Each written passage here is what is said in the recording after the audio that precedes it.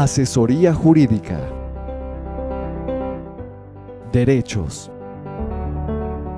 Deberes. Mecanismos de participación. El consultorio llega a su casa en Enroque Jurídico. Bienvenidos. Hoy nos encontramos nuevamente en su programa jurídico Enroque Jurídico.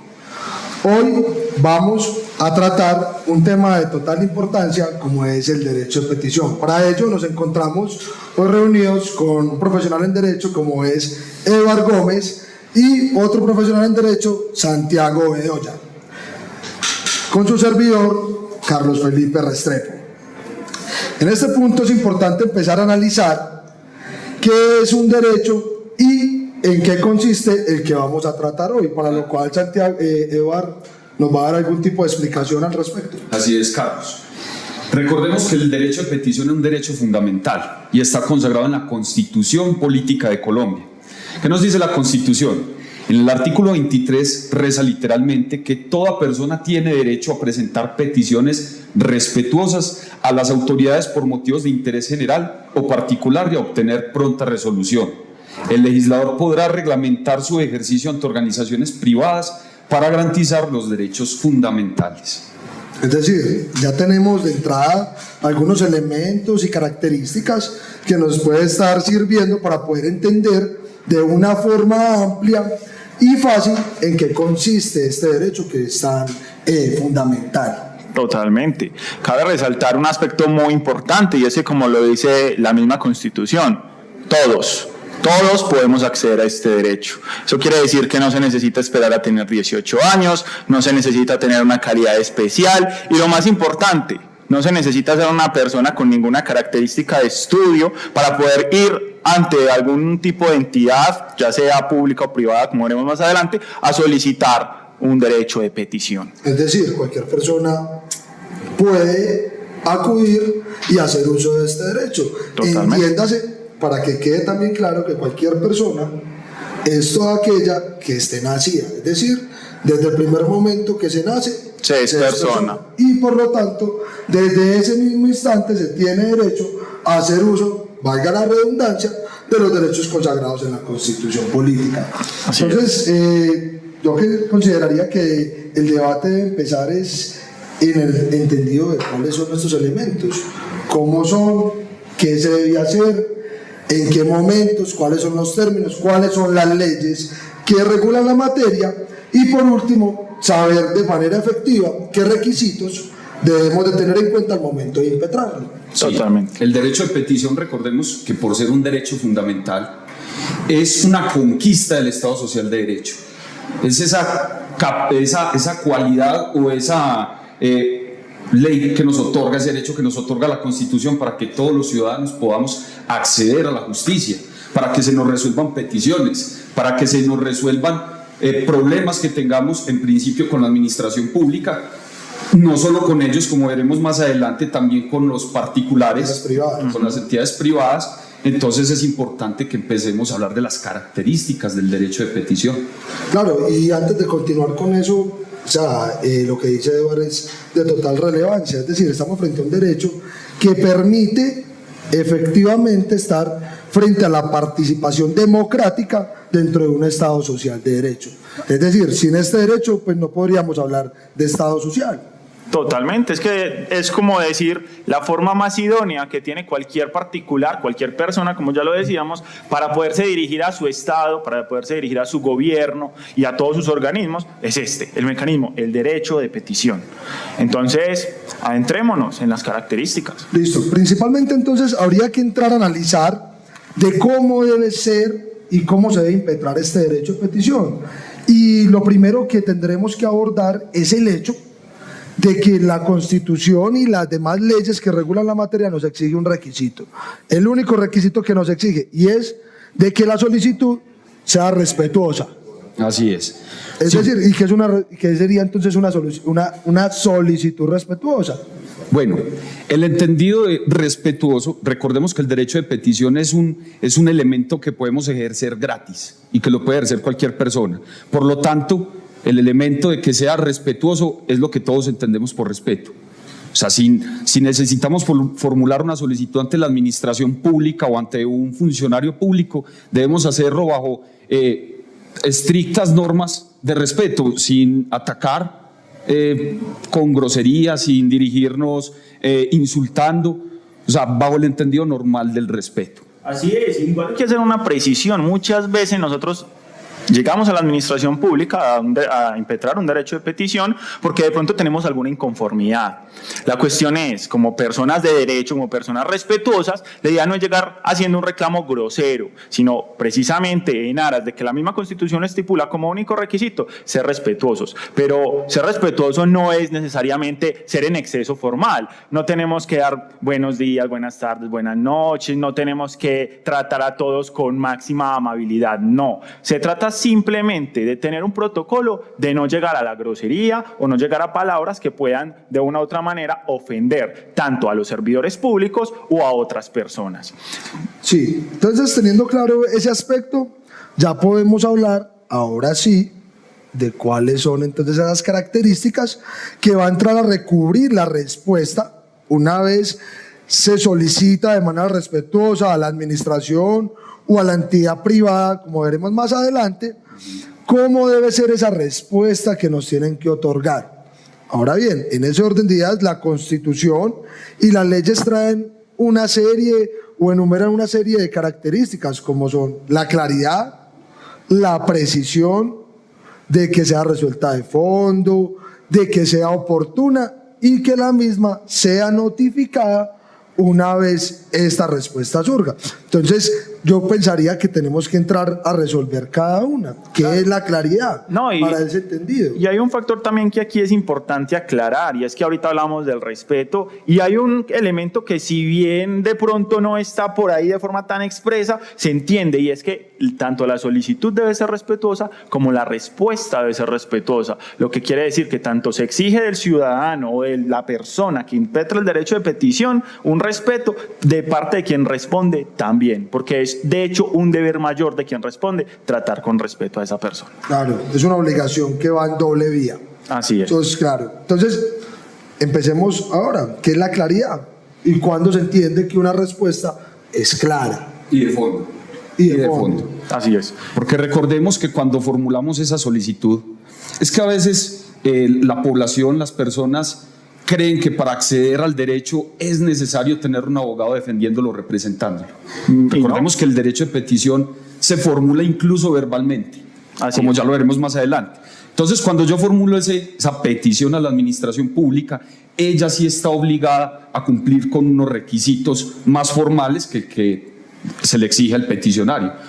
Como lo nombramos entonces, que sea clara y de fondo. ¿Qué significa eso? Que la respuesta no puede ser somera.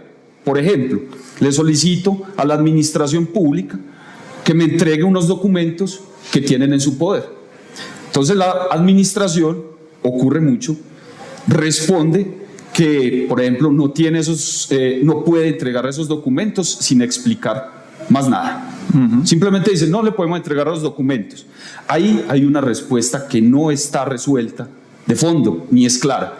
La administración debe argumentar eso en leyes, porque ella se le aplica el principio de que lo que no le está permitido le está prohibido. Lo contrario que a los ciudadanos, que lo que no se nos está prohibido se nos está permitido. Totalmente, eso se fundamenta en el mismo artículo 6 de la Constitución Política, que es el de la responsabilidad, que en este caso de los servidores públicos va a ser mucho mayor. Y es total, es que no se puede considerar que una respuesta, como decir, no le puedo responder, sea una respuesta. De hecho, no lo es, y en la misma respuesta está integrado. Sin embargo, también cabe aclarar que esa claridad también parte de que los términos no sean confusos, que los términos no sean vagos, porque de nada nos sirve preguntarle a la administración por un tema en concreto y que nos termine dando una respuesta frente a temas que no preguntamos, o de pronto que nos salga con terminología que no es aplicable al caso en particular. Es decir, necesitamos que el que solicita pueda quedar satisfecho con el tema que se está abordando, y aunque, ojo, eso no significa que la solicitud siempre se le tenga que conceder. Significa que la respuesta tiene que ser entendible.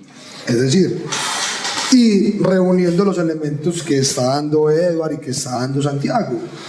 La claridad entonces va dirigida, uno, a que la terminología que se utilice al momento de dar la respuesta sea comprensible según las calidades intrínsecas de la persona que la solicita. Es decir, hay que valorar qué tipo de sujeto se está acercando, sea la administración o sea la entidad privada, a pedir la información y en qué términos me voy a referir.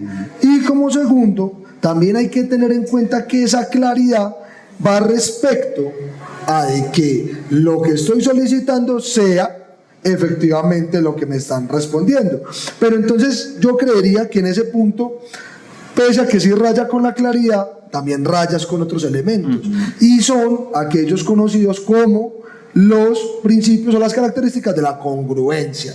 Es decir, de que si yo estoy pidiendo unos documentos, el funcionario de la entidad no tiene por qué salirme a responder con hechos tales como cuáles son sus horarios, por decir algo. Totalmente. Sería entonces, en ese orden de ideas, tener claro, uno, de que la petición y la respuesta tiene que tener una relación directa, y dos, la forma y el léxico que se utiliza al momento de darla. Ahora bien, si estamos frente a la congruencia, pese a que la norma no lo dice, de manera directa, y es un desarrollo jurisprudencial, por allá hay una sentencia que es la C491 del 2007, perdón, 497 del 2007, que dice de que también hay otro elemento que tiene que ver directamente con la sucesión o ser sucesivo en la respuesta del derecho de petición. Es decir, hay que también analizar si esa respuesta tiene relación, es decir, esa petición tiene relación con algún asunto de la administración que tienen conocimiento, y de ser el caso no podrían tomar esa petición como un hecho aislado de ese trámite que se está adelantando para poder cumplir pues con los fines del derecho a la petición. Hay que tener también en cuenta que el derecho de petición, si se presenta al órgano que no es, que si yo necesito un documento, por ejemplo, volvamos al mismo caso, y se lo presento a la administración municipal, por poner un ejemplo, pero no es ella quien tiene ese documento, entonces pensaría uno, presenté mal la petición, tengo que volverla a presentar, y la respuesta es no. La administración está obligada a presentar, a remitir ese derecho de petición a la entidad que sí tiene los documentos, o a la entidad que sí puede resolver mi petición.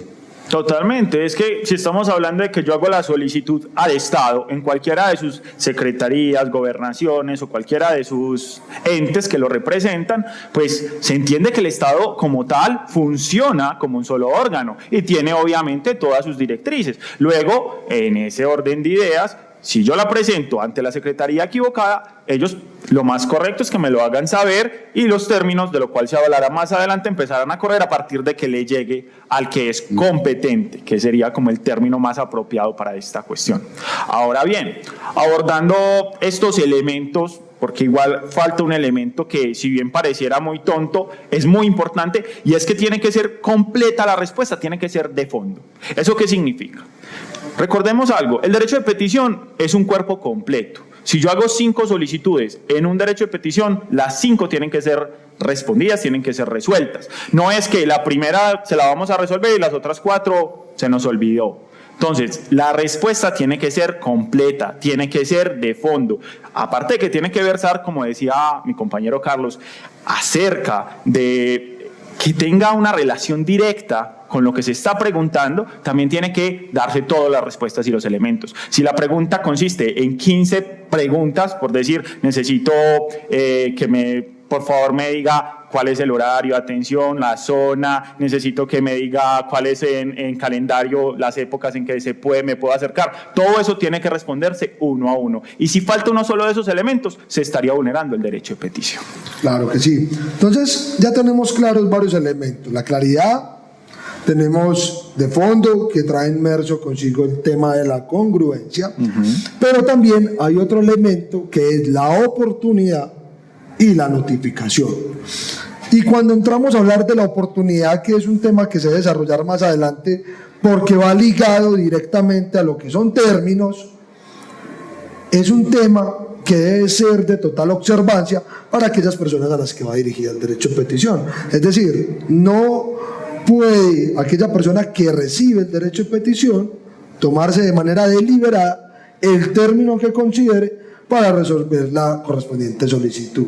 Es decir, la ley, la Constitución ya ha dicho que hay un espacio temporal en el que es prudencial responder, so pena de que si en ese término no se ha dado respuesta, pues nos vamos a ver inmersos en una vulneración nuevamente al derecho a la información, el derecho de petición o cualquier otro derecho que esté inmerso dentro de la misma solicitud, porque el derecho de petición, hay que recordar, no solamente se encarga como un mecanismo de participación democrática de tener inmerso la información, sino que puede tener contentivo también otros derechos fundamentales de igual o superior índole. Por lo tanto, hay que observar pues cada caso Esos concreto. términos, claro. Me parece muy importante, claro, no, y me parece que entonces sería el momento adecuado para hablar de esos términos, para decir entonces cuáles son esos términos y cómo debemos entenderlos. Para partir de eso, tengo que ser claro, los términos no los vamos a decir nosotros porque creamos que son así. Los términos los trae la Ley 1755 del 2015, ley que regula la materia fundamental de la que estamos hablando, el derecho de petición, y particularmente en su artículo 14 se expresan los términos de la siguiente manera. Por regla general, toda petición debe resolverse dentro de los 15 días siguientes a su recepción. Esa es la regla general, 15 días. Pero esos 15 días se deben tener en cuenta como días hábiles. Ahora bien, hay que aclararle a nuestro público qué son días hábiles. Días hábiles son aquellos días en los que la administración o en su defecto la entidad a la que nos dirigimos abre al público. Es decir, está habilitada. Está habilitada, tiene personal dispuesto para poder observar el asunto, conocer y dar respuesta. Entonces, ¿qué son 15 días hábiles? Si no hubiese festivos en un mes, por ejemplo, un septiembre, serían 3 semanas. Desde que yo impetro el derecho de petición, desde que lo radico, por ejemplo, en archivo general o donde sea pertinente, al día siguiente me empiezan a correr los días hábiles, ¿cierto? Poniendo un ejemplo. Pero haciendo de pronto una salvedad en ese caso, Sí. hay que recordar de que es el término máximo que permite. Es decir, no quiere decir tampoco que la administración o la entidad privada no puede allanarse a reducir esos términos. Sí, totalmente. Si la administración o la entidad puede resolver en 2, 3 días, pues Mucho bienvenido mejor. sea. Claro, ¿no? Y pasa que hay administraciones bastante diligentes y en casos particulares o sencillos de resolución, en unos 2, 3, 5 días hábiles lo están Santiago, haciendo. entonces habría que volver a la norma, a la 1755. La regla general son 15 días hábiles. Son 15 días. Pero si estamos solicitando documentos, la norma nos dice que ese término se reduce de 15 a 10 días. Totalmente. Porque solamente tienen que entregar documentación. O sea, sacar una fotocopia. Ahora bien, si lo que se está pidiendo es una resolución de fondo, algo que tiene que ver directamente con la actividad de la administración, tienen hasta 30 días hábiles para responder. No significa que ese sea el límite estricto.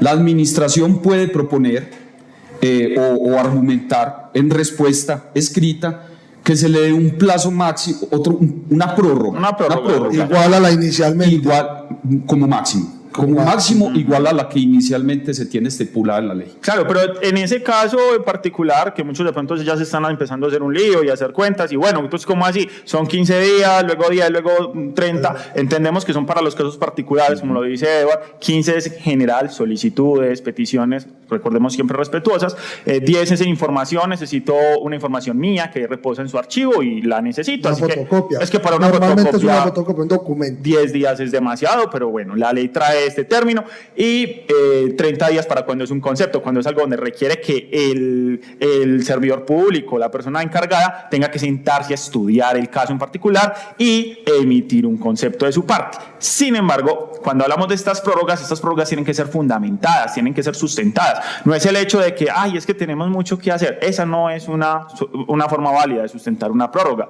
Que para de pronto los que no entienden el término prórroga es solicitar más tiempo, pedir como un plazo mayor. Una ampliación En tiempo. Y la Corte Constitucional ya ha mencionado que si lo que se busca es proteger un derecho fundamental con esa petición y esos 10 días es mucho, se considera que en esos 10 días ya no va a haber nada que hacer, se va a violentar un derecho fundamental, la administración tiene la obligación de tomar medidas mientras resuelve la petición. Es decir, el ciudadano no solo tiene que esperar esos 10 días, si considera, no solo ciudadano, persona como lo dijimos al principio, ¿cierto? Porque los menores de edad también pueden recurrir, en principio, a las entidades que están a cargo de sus derechos fundamentales. Por ejemplo, un menor de edad puede peticionar al ICBF, al Instituto Colombiano de Bienestar Familiar. Entonces, esas instituciones, dentro de ese término, también tienen la obligación de tomar medidas correctivas o de protección de los derechos fundamentales. Es decir, o sea, cada entidad en particular, una vez tienen conocimiento de la solicitud que se allega a ellos, tiene que entrar a analizar de fondo las calidades de ese peticionario, porque como lo dice Edward, posiblemente puede que exista un perjuicio irremediable, puede que la solicitud requiera una resolución pronta y oportuna, so pena de que si se toma ese tiempo, posiblemente se puede violentar o vulnerar un derecho fundamental, y por lo tanto en ese orden de ideas, pues la administración tiene que ser diligente, o ese particular al que se está dirigiendo, para resolver de una manera efectiva y pronta esa solicitud. Ahora bien, ya teniendo claros esos elementos, quedaría faltando un elemento que también es fundamental, Carlos, y es la notificación. Es muy importante, pero me gustaría cerrar el tema de los términos con dos términos adicionales. Ahorita Edward hablaba de algo que es referente a cuando yo mando la solicitud al que no es competente. Ah, bueno, sí. Y ahí hay un término, o sea, hay que entender los términos de una manera. Cogemos algo tan sencillo como la solicitud, la presentamos y resulta que la Secretaría no era la competente. ¿Qué pasa? ¿Empiezan a correr los términos a partir de ahí? No. Hay que entender que también al momento en que llega la solicitud al que no es competente, el que sí es competente no va a poder conocerla desde el principio. Pero ojo, que el que no es competente tiene solo 5 días para hacérsela llegar al competente, si no esos términos van a empezar a descontarse de los iniciales, ya sean 15, 10 o 30, como lo habíamos dicho desde el principio. Y lo segundo, en cuestión de términos, es cuando hablamos de documentos y se vencen los 10 días, ¿qué pasará? ¿Será que si a los 10 días no me entregan la solicitud, yo ya no tengo derecho a eso? ¿Será que la respuesta de la administración en ese silencio es negativa? No, la ley es clara y dice, si a usted en esos 10 días no le entregan su documento y el documento reposa, usted tiene derecho. Está obligada la administración a entregarle tipo de información. Un silencio positivo administrativo. Así lo llamamos. Ya no se puede negar.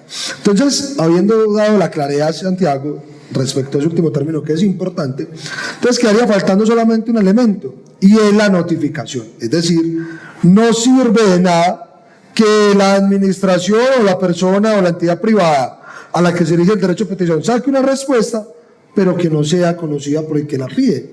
Sería ilusoria esa respuesta dada, y por lo tanto no generaría los efectos jurídicos que se pretende con ese derecho de petición, que es salvaguardar ese derecho a la información. Entonces, yo creo que en este punto los elementos y características que son los más fundamentales para el derecho de petición quedan claros. De pronto yo creo que podríamos entrar de manera somera, sin dar muchas largas, porque tampoco lo requiere, es la forma como debemos de impetrar ese derecho de petición, en qué casos puede ser escrita, en qué casos puede ser verbal, o si siempre se puede de ambas formas. No sé qué pensaba Santiago respecto al tema. Pues hombre, la ley es clara, dice que se puede presentar solicitudes y la misma ley 1755 nos da a entender que pueden ser verbales o escritas. ¿Eso qué quiere decir? Por ejemplo, y hay que tenerlo en cuenta, personas con discapacidades de comunicación, de habla, personas que por ejemplo tienen discapacidades también de escribir, o personas que por la urgencia tengan que presentar un derecho de petición, lo pueden hacer verbal. Y es más, nosotros lo hacemos a cada rato, lo que pasa es que no nos damos cuenta. Cuando usted, como ciudadano, como persona de un municipio, de una gobernación, de una nación, llega a una entidad y dice necesito esto, esto y esto, usted está haciendo un derecho de petición. Lo que pasa es que en ese caso normalmente al ser verbal se resuelve a través de ese mecanismo. Sí, y es importante anotar que cuando yo la hago también deben haber unos elementos mínimos, ¿cierto? Así es. Porque ¿dónde van a responder? ¿Cierto? Si yo le hago una solicitud a la administración, debo decirle si es escrita, poner escrito, si es verbal, decir dónde van a responder esa solicitud. Debe ser respetuosa, como ya lo hemos insistido, y debe decir a quién va dirigida. De hecho, el mismo artículo 16 de la 1755 se encarga de zanjar los requisitos más importantes. Primero, que la petición debe ser respetuosa, como lo dijimos anteriormente. La designación de la autoridad a quien se dirige, normalmente para que llegue a esa secretaría. Ojo, no es necesario poner el nombre del servidor público, simplemente el cargo. Solamente el cargo. Así es. La identificación y dirección del solicitante. Esto es muy importante, como lo dice Eduardo, para el tema de notificación. Porque como decía Carlos, a mí ¿de qué me sirve una solicitud si no voy a conocer la respuesta? El objeto de la petición, que esto es lo más importante, si lo que necesitamos es algo en particular, expresarlo, y ojalá de la forma más clara, porque ¿qué pasa cuando no es muy clara la solicitud? Que entonces los términos ya no van a ser tantos, porque en esos 10 va a haber 10 días en los cuales la entidad a la que se dirige puede llegar a mí y decirme, venga, es que no le entiendo, pero ojo que la respuesta después no puede ser que no entendió, y eso también hay que ser claro. Sí, claro, y es importante, por eso se dice y se hace tanto hincapié en ese aspecto, y es de que la administración o la entidad pública, porque no solamente la administración, sino cualquiera ya que preste un servicio, una función pública, o el particular al que se pueda dirigir un derecho de petición, siempre tiene que analizar de entrada la solicitud para mirar si cumple o no, si es clara, si no es clara, si es completa, si es incompleta, y posteriormente poder, no a través de una negativa, sino de un requerimiento, poder salvaguardar ese derecho. Entonces, en ese orden de ideas, teniendo claro cuáles son los elementos de la solicitud, cuáles son los elementos de la respuesta, cuáles son esas características, como ya lo dijo Santiago, como ya lo dijo Edward, que puede ser verbal, que puede ser escrito, que los requisitos son mínimos, partiendo del hecho de que así no existan, así no estén tampoco, se puede rechazar la petición. Por último, se tendrá en cuenta de que no solamente la Constitución en su artículo 23 trae alusión al derecho de petición, sino que también, como lo dice Santiago, la ley 1755 del 2015 la desarrolla, que a su vez también hay una remisión a la ley 1712 del 2014, que es importante porque en esa ley vamos a encontrar cuando estamos frente a un documento, una información pública, cuando es una información privada, es decir, es reservada, es clasificada y no podemos acceder a ella, o pudiendo acceder a ella hay que cumplir con unas características. También es importante de que ustedes televidentes tengan en cuenta el tema de la habeas data. Una vez teniendo en cuenta esto, yo creo que ha quedado más que claro en qué consiste el derecho de petición, quiénes pueden hacer parte de él y cómo ejercer dicho derecho.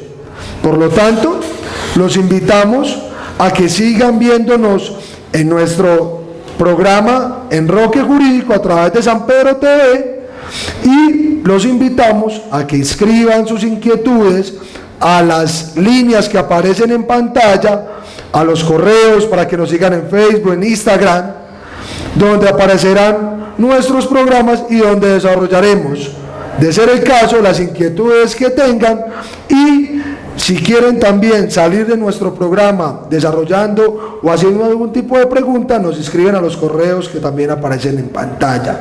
Por lo tanto, muchas gracias y los esperamos nuevamente en Enroque Jurídico.